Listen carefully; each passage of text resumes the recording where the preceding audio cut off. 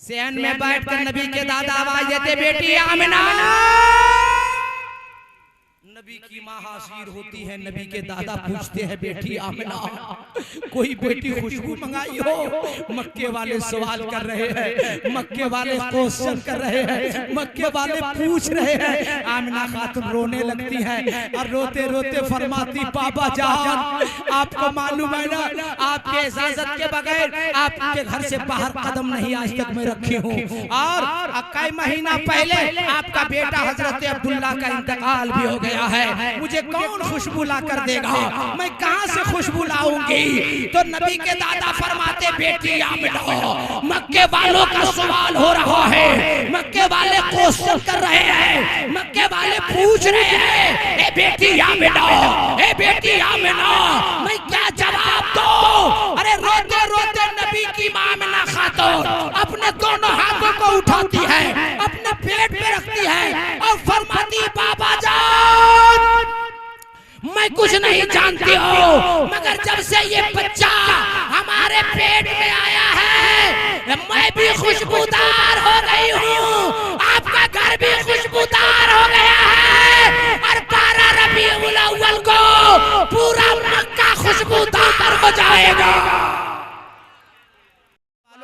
आने वाले रिश्तेदारों, अलाउद्दीन अहमद कादरी को जवाब दो कि जब दुल्हा तैयार होता है तो उसे नहलाया जाता है, नया कपड़ा पहनाया जाता है, आंखों में सुरमा लगाया जाता है, अतर से मुअत्तर कराया जाता है, सजी गाड़ी में उसे बैठाया जाता है, सर पे अमामा बांधा जाता है। मगर ठीक आज से 40 दिन पहले जनाबे रफीक साहब की वालिदा मोहतरमा का इंतकाल हुआ, आपने उसे भी गुस्ल दिया होगा, उसे भी नया कपड़ा पहनाया होगा, उनकी आंखों में भी सुरमा सजाया होगा, उसे भी अत्तर से मुअत्तर कराया होगा, और सजी धजी गाड़ी पे आप नहीं बैठाए होंगे बल्कि मोहब्बतों के साथ उसे आप कांधे पे उठाए होंगे। और धीरे धीरे चलो, जनाजा जा रहा है, आहिस्ता आहिस्ता चलो, जनाजा जा रहा है, दुनिया की बात ना करो, जनाजा जा रहा है। अब पढ़ी लिखी दुनिया से मैं सवाल करना चाहता हूँ कि दुल्हा को इसलिए सवारा गया ताकि दुल्हन से मिलने जा रहा है, दुल्हन को अपने घर लाने जा रहा है, लेकिन एक मोमिन को क्यों सवारा जा रहा है? एक मोमिना को क्यों सवारा जा रहा है? एक मोमिन को क्यों नहलाया जा रहा है? एक मोमिन को नया कपड़ा क्यों पहनाया जा रहा है? एक मोमिन को उठाकर कांधे पे कलमा शरीफ क्यों पढ़ा जा रहा है? तो पढ़ी लिखी दुनिया जवाब देगी। नकीबे हिंदू नेपाल हजरत मौलाना गुलाम रसूल रहबर का जवाब होगा, मौलाना अब्दुल जब्बार का जवाब होगा, मौलाना ताहिर हुसैन का जवाब होगा, अलाउद्दीन अहमद कादरी। अरे दुल्हा को सजाकर जब भेजा जाता है तो वो दुल्हन को साथ लेकर घर वापस आता है, मगर जब एक मोमिन को सजाया जाता है, एक मोमिना को जब सजाया जाता है और उसे कांधे पे उठाकर मोहब्बतों के साथ कब्रिस्तान की जानिब ले जाया जाता है, मैदान में रखा जाता है, जनाजे की नमाज पढ़ी जाती है, अदब एहतराम के साथ उसे लहद में उतारा जाता है, कब्र में उतारा जाता है, सारे मुसलमान मिट्टी डाल देते हैं, और मिट्टी डालने के बाद जैसे 40 कदम लोग मुसलमान कब्र से दूर जाते हैं, मुनकर नकीर आके सवाल करते हैं, मन रब्बो का, तेरा रब कौन है? और वो मरने वाला, इंतकाल करने वाला, जेजाई के मोमिन हो या मोमिना हो, सवाल का जवाब देने के लिए अपनी कब्र में उठकर बैठता है या बैठती है, आँख खोलती है तो कब्र में सामने किसी दुनियादार को नहीं देखता, मदीने के अहमदे मुख्तार को देखता है, आमना के लाल को देखता है।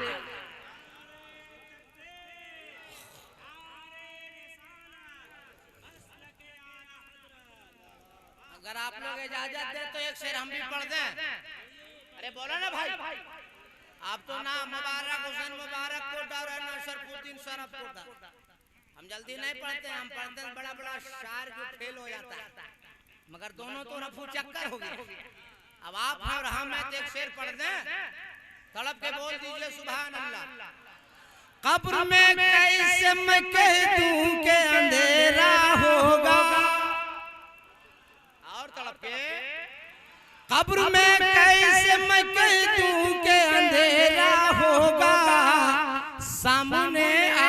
आज होंगे तो सवेरा होगा, सामने आका जो होंगे तो सवेरा होगा।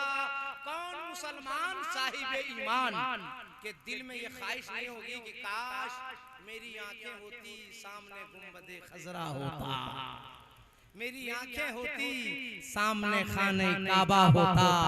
आदमी तड़पता रहता है, तरसता रहता है। अगर अल्लाह उसके रसूल ने अपने घर अपने दर पे बुला लिया तो खुश नसीब है, वरना साहिब ईमान को एक न एक नबी का दीदार जरूर होगा, जरूर होगा। कौन नबी? और आज नबी की सीरत और सूरत के लिए मैं किसी मुसन्निफ का सहारा नहीं लूंगा, किसी खतीब का सहारा नहीं लूंगा, किसी अदीब का सहारा नहीं लूंगा, किसी मुफक्किर का सहारा नहीं लूंगा, किसी मुदक्किक का सहारा नहीं लूंगा। खुद नबी की माँ हजरत आमिना खातून रज़ियल्लाहु तआला अन्हा से मैं सवाल करना चाहता हूँ। ए बीबी आमिना खातून, आपका लाडला बेटा, हम सबका मुस्तफा जनाबे मुस्तफा जाने रहमत कैसे थे, उनकी खूबियां क्या थी? आमिना खातून फरमाती है, नबी की माँ फरमाती है, ए दुनिया वालों, मैंने मेरे बेटे के बारे में पूछते हो, मुस्तफा के बारे में पूछते हो, मेरे लाडले के बारे में पूछते हो। जब से मेरा लाडला बेटा मेरे शिक में नाज पे आया, मेरे पेट में आया, और जब मक्के की गलियों से मैं गुजरती थी, मक्के की झाड़ियों से मैं गुजरती थी, मक्के की पहाड़ियों से मैं गुजरती थी, मक्के के बागीचे से जब गुजरती थी, तो हर एक पत्ते पत्ते से और डाली डाली से और पहाड़ियों के पत्थरों से आवाज आती थी, अस्सलातु वस्सलामु अलैका या रसूल अल्लाह, अस्सलातु वस्सलामु अलैका या रसूल अल्लाह। मैं अपने दादा जान अब हजरत अब्दुल मुत्तलिब से आके पूछती थी, ए दादा जान, अस्सलातु वस्सलामु अलैका या रसूल अल्लाह की आवाज आती है, तो दादा जान फरमाते थे, ए बेटी आमना मत घबराया करो, ए बेटी आमना मत घबराया करो। बीबी आमना फरमाती है, ए दुनिया वालों, हमसे क्या पूछते हो? ए दुनिया वालों, हमसे क्या सवाल करते हो? अगर पूछना है तो मक्के की औरतों से पूछो। मैंने आलम तखय्युल में, आलम तसव्वुर में आमना खातून के कहने पर मक्के की औरतों से सवाल किया, ए मक्कों की औरतों, तुमने क्या महसूस किया? तुमने क्या ख्याल किया? तुमने क्या सोचा? तो मक्के की औरतों ने जवाब दिया, ए दुनिया वालों, हम सब मक्के की औरतें डोल उठा उठा कर पानी निकालने के लिए मक्के के कुएं के करीब जाती थी, लेकिन कोई पानी नहीं निकालती थी। सब लोग कहती थी, ठहर जाओ, आमना आने वाली है, रुक जाओ, आमना आ रही है, ठहर जाओ, आमना आ रही है। ए मक्के की औरतों, आमना का इंतजार क्यों कर रही हो? आमना का वेट क्यों कर रही हो? तो मक्के की औरतों ने जवाब दिया, सुन्नी जियालो, ए दुनिया वालों, जब आमना खातून कुएं के करीब आ जाती थी तो खुद ब खुद कुआं का पानी ऊपर आ जाता था।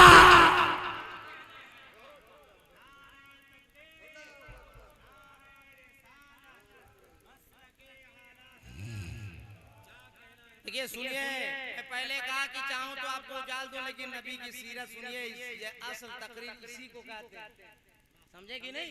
मैं चाह रहा हूँ कि 10-20 मिनट आपको कुछ सुना दूं, ताकि अगले के लिए भी सवाब का काम हो जाए और आपकी जिंदगी में भी इनकलाब पैदा हो जाए। सब लोग हाथ उठा के बोलिए, या रसूल अल्लाह, या रसूल अल्लाह। ए अल्लाह, तेरे महबूब के नाम पर जिन लोगों ने सच्चे दिल से या रसूल अल्लाह कहा है, उन सबों को मुसाफिर मदीना बना। ए बीबी आमना और अपने लाडले बेटे हम सब के नबी की खूबियां बताओ ना, सीरत बताओ ना। आमना खातून फरमाती है, दुनिया वालों, और औरतों के तरह हमें कोई दर्द नहीं होता था। अरे तड़प के हमारे गुजर जाने से खुशबू फैलती थी। आमना खातून फरमाती है कि मेरा लाडला बेटा जब पैदा हुआ तो इतना रोशन हो गया, इतना रोशन हो गया, इतनी रोशनी फैल गई जिसका कोई जवाब नहीं। और खुशबू फैलने लगी, इतनी खूबसूरत खुशबू, इतनी अच्छी खुशबू। हदीस पाक में आया है कि सरकार की पैदाइश पे जो खुशबू फैली थी ना, वो दुनिया की खुशबू नहीं, जन्नत की खुशबू थी। और सुनिएगा, मक्के वाले ने आके पूछा, किससे? सरकार के दादा से, अब्दुल मुत्तलिब से। अब्दुल मुत्तलिब, ये खुशबू इतनी अच्छी आ रही है, कहां से मंगाए? शाम से, दमिश्क से, मिस्र से, कहां से? नबी के दादा फरमाते, मैं तो कोई खुशबू नहीं मंगाया हूं, हो सकता है कि मेरी अहलिया मंगाई हो। नबी की दादी को आवाज देते हैं नबी के दादा, कोई खुशबू मंगाई होगी ना? मैं तो कोई खुशबू नहीं मंगाई हूँ। क्या हो सकता है कि बेटी आमना खातून मंगाई हो। सेहन में बैठकर नबी के दादा आवाज देते, बेटी आमना। नबी की माँ हाजिर होती है, नबी के दादा पूछते हैं, बेटी आमना कोई बेटी खुशबू मंगाई हो? मक्के वाले सवाल कर रहे हैं, मक्के वाले क्वेश्चन कर रहे हैं, मक्के वाले पूछ रहे हैं। आमना खातून रोने लगती है और रोते रोते फरमाती, बाबा जान, आपको मालूम है ना, आपके इजाजत के बगैर आपके घर से बाहर कदम नहीं आज तक मैं रखी हूँ, और कई महीना पहले आपका बेटा हजरत अब्दुल्ला का इंतकाल भी हो गया है। मुझे कौन खुशबू ला कर देगा? मैं कहां से खुशबू लाऊंगी? तो नबी के दादा फरमाते, बेटी आमना, मक्के वालों का सवाल हो रहा है, मक्के वाले क्वेश्चन कर रहे हैं, मक्के वाले पूछ रहे हैं, ए बेटी आमना, ए बेटी आमना, मैं क्या जवाब दूं? अरे रोते रोते नबी की मां आमना खातून अपने दोनों हाथों को उठाती है, अपने पेट पे रखती है और फरमाती, बाबा जान, मैं कुछ नहीं जानती हूँ, मगर जब से ये बच्चा हमारे पेट में आया है, मैं भी खुशबूदार हो गई हूँ, आपका घर भी खुशबूदार हो गया है, और 12 रबीउल अव्वल को पूरा मक्का खुशबूदार हो जाएगा।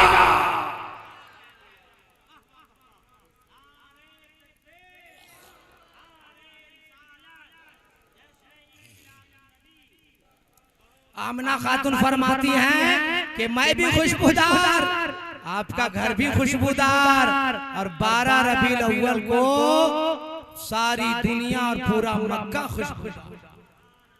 अब बताइए, आप लोग देखते रहे और सारा सवाब मेरा भाई लेके चल दिया, वो भी 500 रुपया। अरे नबी की खुशबू की जिक्र कर रहा हूँ ना,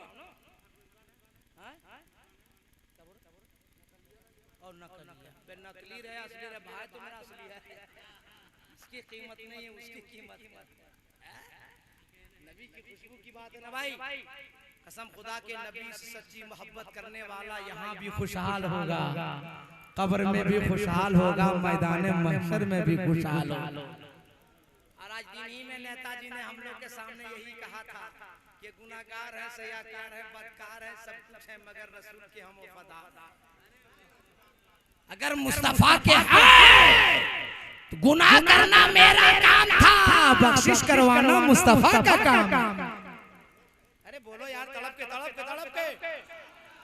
आमना खातून फरमाती, मेरा बेटा जब पैदा हुआ रोता हुआ नहीं, चीखता नहीं, चिल्लाता नहीं, और बच्चों की तरह रोता हुआ नहीं। मेरा बेटा जब पैदा हुआ ना, तो फौरन अपने सर को सजदे में रख, दोनों हाथों को जमीन पर बिछा दिया और शहादत की उंगली आसमान की जानिब उठा दी, और मेरे बेटे ने 3 लफ्ज खुदा की बारगाह में अर्ज किया। 9 बजे से लेकर 1 बजे तक जो आप जागे हैं, पूरे 3 घंटे की मेहनत जो आपने किया है, वो ये जुमला लेकर जाइए। आमना फरमाती, मेरा बेटा पैदा हुआ, सर को सजदे में रखा, दोनों हाथ को जमीन पर बिछा दिया, उंगली शहादत की आसमान की जानिब उठा दी, और मेरे बेटे ने कहा, अल्लाहु अकबर, अल्लाह सबसे बड़ा है।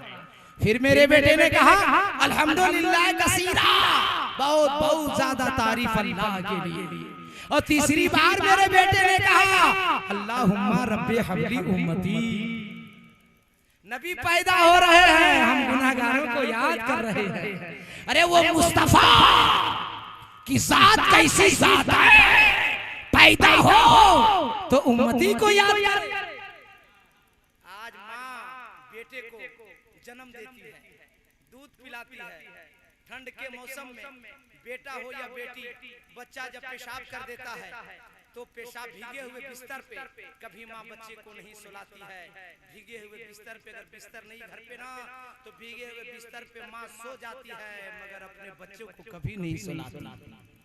अगर दाएं बाएं में अगर भीगा बिस्तर है तो भीगे बिस्तर पे बदन माँ का है और सीने पर अपनी औलाद को सुलाती है। ये मेरे लाडलो, अपने बाप को कभी नजरअंदाज न करो, अपनी माँ को कभी तकलीफ न दो, वर उन बेटों से जाकर पूछो जिसका बाप दुनिया से जा चुका है, उस बेटों से पूछो जिसकी माँ दुनिया से जा चुकी है। ये दो माँ और बाप ऐसी नेमत है मिन जानिबिल्लाह कि दुनिया में पैसे से सारी चीज मिल जाएगी, कभी तुम्हें तुम्हारी माँ नहीं मिल सकती है। इसलिए घर में माँ है तो माँ को राजी कर लो, माँ राजी हो जाएगी तो मदीने वाले मुस्तफा राजी हो जाएंगे, और मदीने वाले मुस्तफा राजी हो जाएंगे तो तुमसे तेरा खुदा राजी। मैंने एक तारीख में पढ़ी थी राबर भाई मौलाना ताहिर साहब, मौलाना अब्दुल जब्बार साहब कि 40 साल के बाद हर आदमी को तकलीफ होती है। 40 साल के बाद शुगर, 40 साल के बाद आंख में रोशनी कम, 40 साल के बाद दांत टूटने लगता है, 40 साल के बाद घुटने में दर्द, 40 साल के बाद सर का बाल जसीडी चला जाता है। बोलो गलत? सब 40 साल के बाद।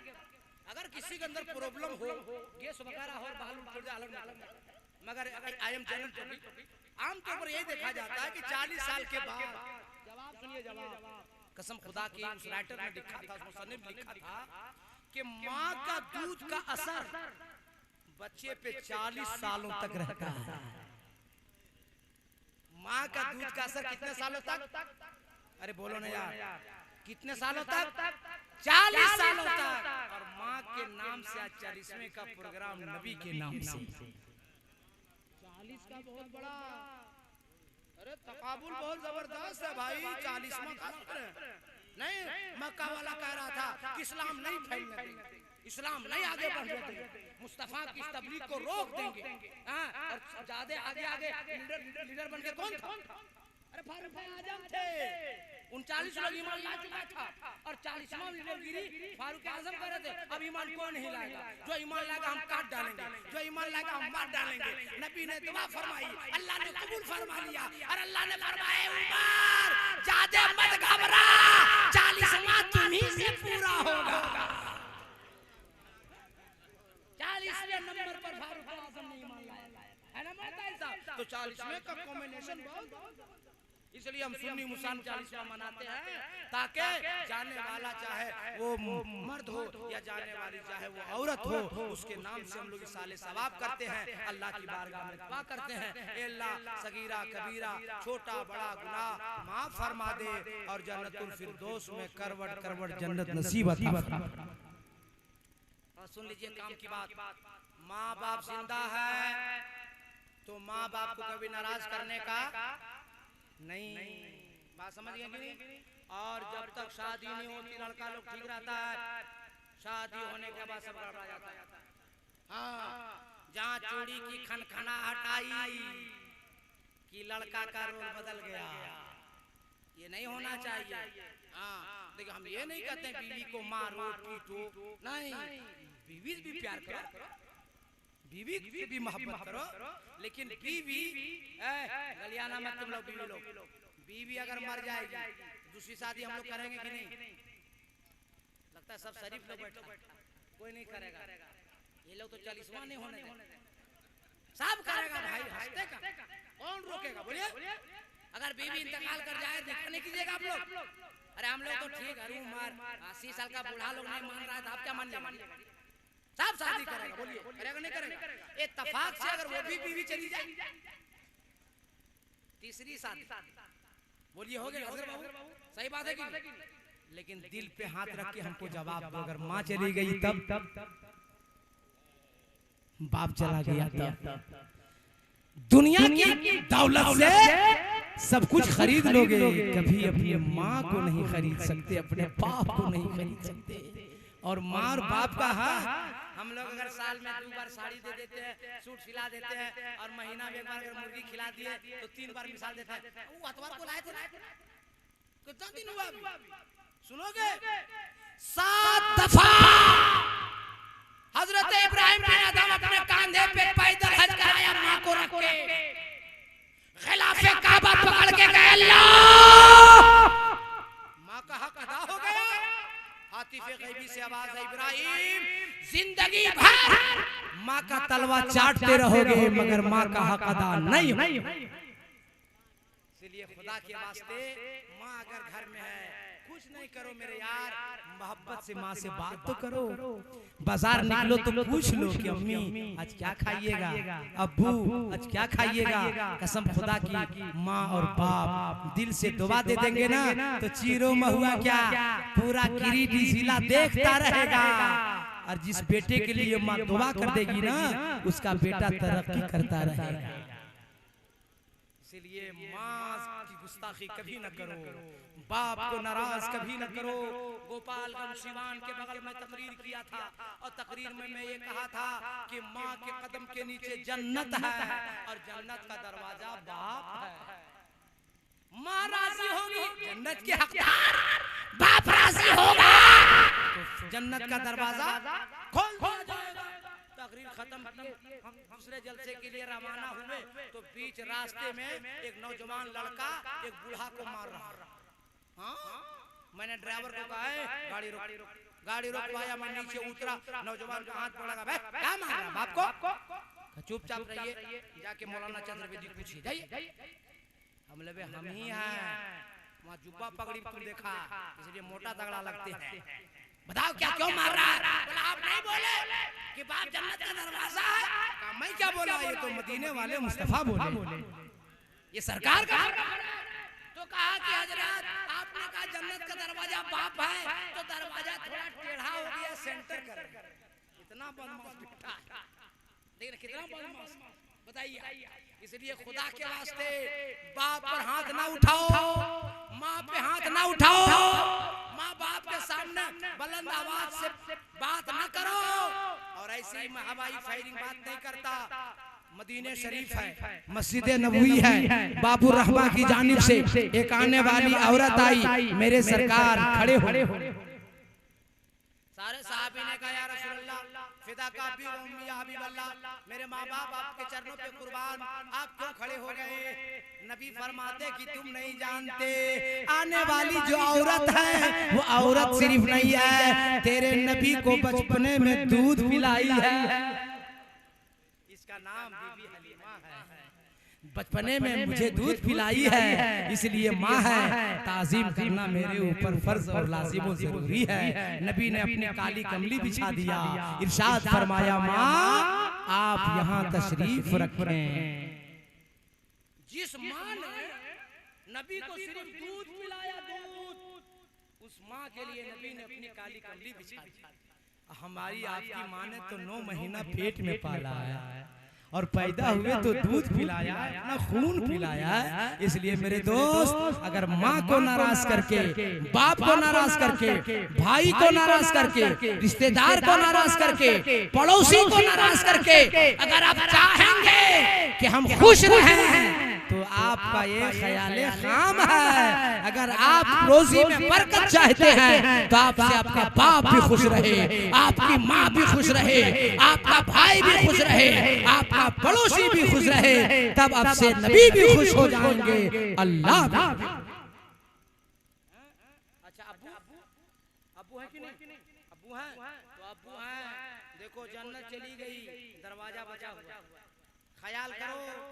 आज समझे कि नहीं समझे? और सुनो, माँ गई तुम्हारी नजर से गायब हुई, मगर नबी क्या फरमाते हैं? नबी ने इरशाद फरमाया कि अगर कोई मुफलिसो कल्लाश है, कोई गरीब है, हज को नहीं जा सकता, पैसा नहीं, रुपया नहीं, तो क्या हज का सवाब नहीं पाएगा? एक गरीब सहाबी देखा, या रसूल अल्लाह हज को जाएगा नहीं तो सवाब पाएगा कैसे?